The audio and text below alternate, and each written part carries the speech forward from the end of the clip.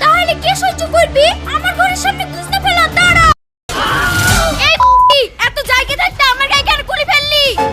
মুইতবার কানটা নাই আর তাম্বুর পাই না। দে দলিল, তুই হান্নানকে ডাকবি, আমি মান্নানকে ডাকবো। দেখ, আমি মনে হয় আর বাঁচবো না। আমি তো তোদের লেগে তেমন কিছু করতে পারিনি। আমি মরে যাওয়ার পর তোরা দুই ভাই সমান ভাবে ভাগ করিলিস, কেউ কাউকে ফাঁকি দিসনি।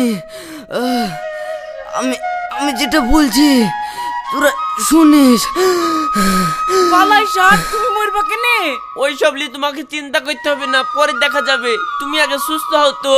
না, আমি আর বাঁচবো না।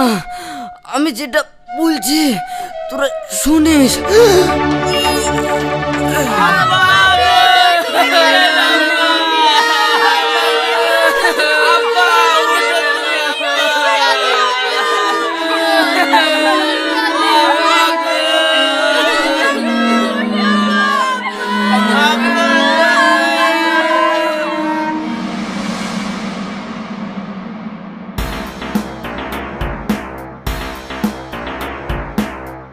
এই তোকে যে বলেছিল কলার ভে পানি দিয়ে আসতে যাসনি কেন?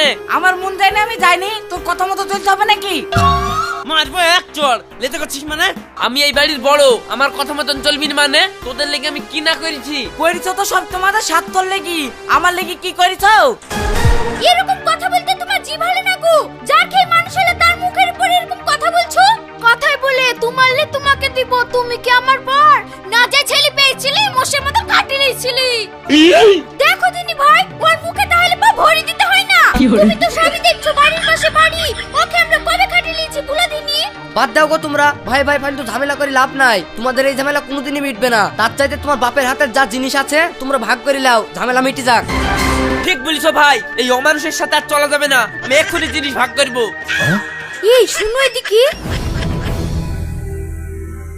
বলো। তোমার মাথায় কিছু আছে?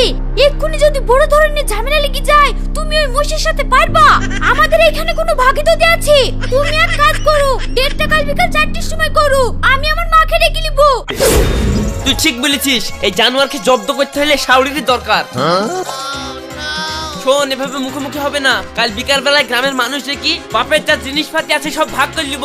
ভাই ভাই ঝামেলা করে লাভ নাই। ঠিক আছে দা, তাই হবে।